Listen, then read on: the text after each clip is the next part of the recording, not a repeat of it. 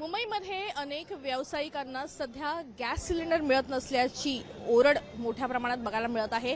Gas supply करणाऱ्या लोकांना नेमकं काय वाटतं आपण जाणून घेणार आहोत. जर काय सांगाल, कारण गॅस तुम्ही सगळीकडे सप्लाय करता, मोठ्या प्रमाणात कमर्शियल गॅस देखील सप्लाय करता. कमर्शियल गॅस आहेत का आता? नाही, बिलकुल नाही. 4 दिवसात तर एकही सिलेंडर आला नाही इथे.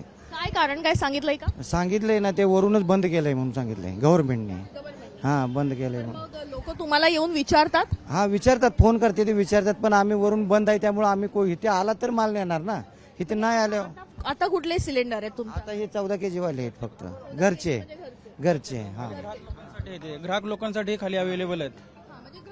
घरचे सिलेंडर. पण मग कमर्शियलचे हॉटेलला दिले जातात ते बंद आहेत. आता ऑलरेडी आपल्यापाशी एकही माल येत नाही. गाड्या पासून बंद आहेत. 4-5 दिवस झाले आता बंद आहेत आपल्याकडे. इथे 4-5 दिवस झाले हॉटेल व्यावसायिक तुमच्याशी संपर्क साधतात, पण आम्ही काहीच करू शकत नाही. सिलेंडर आल्याशिवाय आम्ही देऊ शकत नाही. नाही सिलेंडरच नाही तर द्यायचे कुठले.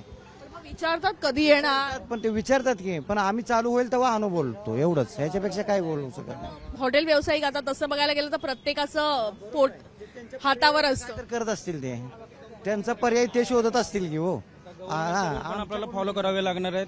आता आपली ग्राहकांची पण बुकिंग 25 दिवसानंतरच बुकिंग होते. आणि आता ज्यांच्या ओटीपी कंपल्सरी डिलिव्हरी आहे. तुम्हाला म्हणजे आता तुम्ही अनेकदा लोकांना गॅस देतात, अनेक व्यावसायिकाशी तुमचा जवळचा संपर्क येतो.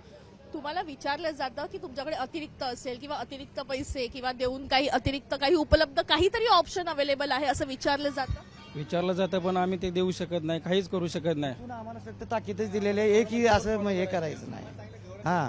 फॉलो करा, बाकी काय नाही. गव्हर्नमेंटचे रूल आहेत ते फॉलो करा, बाकी काय नाही. मग तर आम्ही तर गव्हर्नमेंटचे रूल फॉलो करणार फक्त, बाकी आम्ही दुसरं काय करू शकत नाही. पण मग आता जसं आपण बघतोय की अनेक व्यावसायिकांना जेव्हा तुम्ही टाकी देता तेव्हा ती किती दिवस चालते याची जजमेंट आपल्याला असेल. सध्या मुंबईत 20% हॉटेल बंद पडलेले आहेत गॅस मिळत नसल्यामुळे. काय वाटतंय कोणाला? याची तर चिंता आहे आपल्याला, पण काय ना, शेवटी लोक आपल्याला ग्राहक महत्वाचे आहेत. ग्राहक शेवटी आपल्याला महत्वाचे आहेत. नाही आता का होणारच ना, सगळीकडे परिणाम होणार सगळ्यावरतीच.